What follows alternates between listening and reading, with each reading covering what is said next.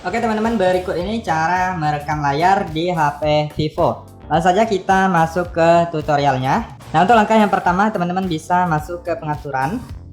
Nah, jadi kalian masuk ke pengaturan lalu kalian gulir ya. Nah, ini bagian tampilan pengaturan, lalu kalian gulir ke bawah.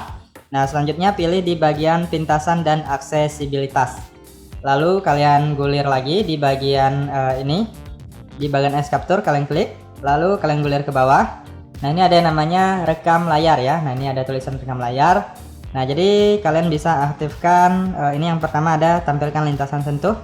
Nah, jadi setiap kita merekam itu ada sentuhan yang terekam juga ya. Jadi misalnya kalian klik di bagian ini, maka itu akan terekam juga ya, kelihatan sentuhannya. Kemudian yang cukup penting yaitu di bagian rekam suara. Nah, biasanya kalau baru pertama kali ini rekam suaranya tidak ada ya.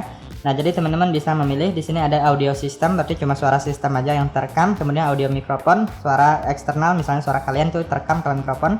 Kemudian suara audio dan mikrofon sistem ya. Nah, ini kalian bisa pilih ini. Jadi dua ya terekamnya ya. Nah, kalau tidak ada itu suaranya nggak akan ada.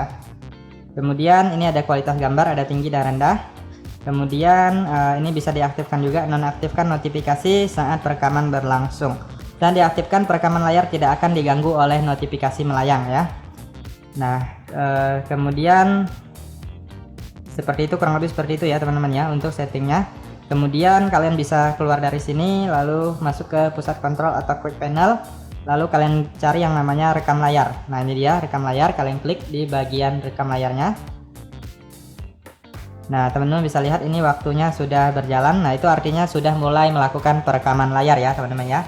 Nah, jadi teman-teman bisa klik di bagian ini. Nah, ini bisa pause atau berhenti sebentar. Kemudian bisa dilanjutkan. Kemudian ini ada persegi merah. Ini untuk berhenti ya atau selesai melakukan perekaman. Nah, di bagian panel notifikasi ini juga ada, juga bisa diklik dari sini ya. Nah, jika kalian rasa sudah selesai, mau berhenti atau selesai melakukan perekaman, tinggal klik di bagian yang ini ya. Nah, yang ini di samping pause atau play ya. Nah, jadi teman-teman bisa lihat biasanya langsung tersimpan di galeri HP Vivo kita. Kemudian kalian bisa play. Nah, ini dia hasilnya.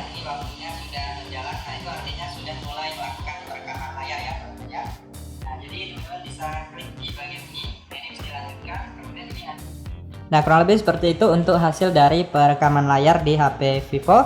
Semoga bermanfaat dan sampai jumpa di video berikutnya.